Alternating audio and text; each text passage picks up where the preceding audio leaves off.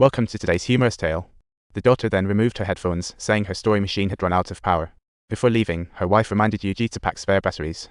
But Yuji completely forgot, which inevitably got his wife annoyed.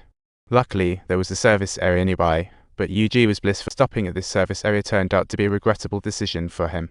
His wife took their daughter to the restroom, leaving Yuji to buy batteries for Yuji picked out a cup of coffee, a bottle of soda, and some batteries from the store.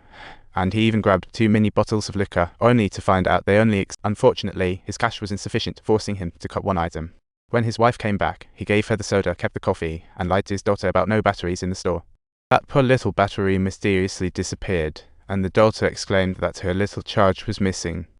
His wife thought it fell into the restroom and decided to go find it, while Yuji was busy rummaging through the back seat. He accidentally spilled coffee, and his wife wouldn't stop complaining. Completely oblivious to the daughter, who was captivated by a balloon outside, the daughter wandered over to a construction site where there was a big hole. What a dangerous place. Suddenly, a mean-looking dog appeared in front of her. The dog crept closer and closer to the little girl, who screamed "Daddy." Meanwhile, Yuji was still busy complaining. By the time he realized what was happening, his daughter was already backed up to the edge of the hole. Yuji called out for her not to move and tried to scare but the dog just glanced at him and kept closing in. The little girl was at the edge of falling. Yuji had no choice but to grab a stone and threw it at the dog.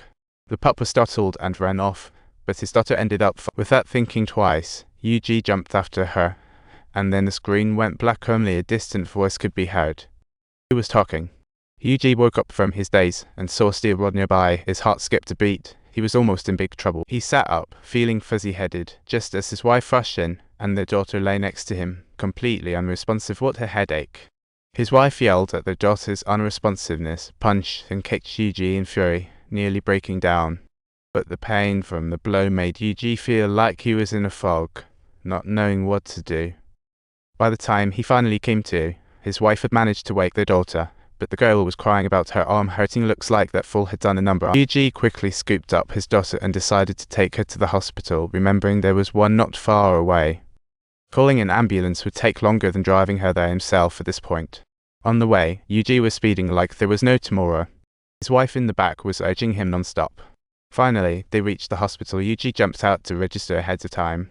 He had no idea what awaited him in this hospital. There were people all over the place today, and even getting a shot required waiting in line.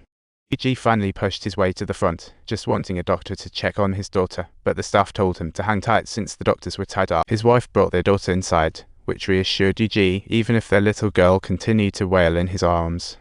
Yuji just wanted to see a doctor, but their daughter kept crying in pain, making his wife urge him to come up with a plan. Yuji had no choice but to return to the front desk. The staff were still unhelpful, but this time, they told him he could register first. This could speed things up. Just as Yuji was busy registering, he noticed the staff looking behind him before making a call. The staff mentioned someone around 15 years old had just arrived. Yuji found it out, but didn't ask further. Back in his seat, he reassured his wife they'd be up soon. Thinking Yuji had sped things up, she relaxed.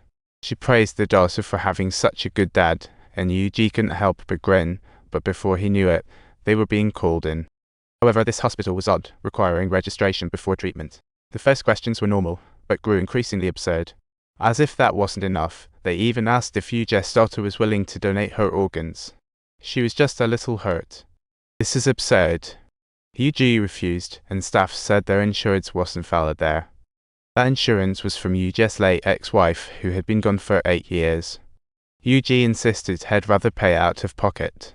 Hearing this, the staff said they'd need to check with the higher-up before proceeding, and headed to a back room to talk to a woman. Yuji couldn't quite catch what they were discussing, but he felt that woman looked familiar. Soon after, the staff came back saying everything was okay and sent an Asian nurse to lead them to see the doctor.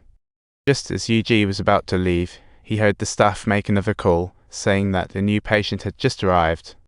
A 6-year-old girl, blood type unknown, arrived. On the way, the nurse warned his wife about 2 young men and a severe DUI crash.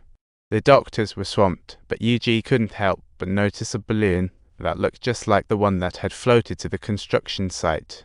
Shortly after, a doctor named Karen conducted a preliminary examination on their daughter, stating there was nothing wrong, and then called Yuji and his wife over. The doctor mentioned that she had checked the girl's pupils and they weren't dilating as they should, likely due to the impact.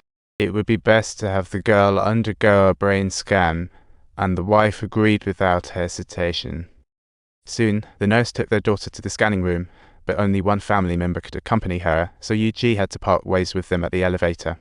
Here's where it gets interesting. Once they entered the elevator, they descended to the LL level. Normally, level B would just be one floor. Why place the scan room 2 floors below D? Yuji knew nothing of the trick. After parting from his wife and daughter, and exhausted, Yuji took a seat to rest and ended up sleeping until dusk.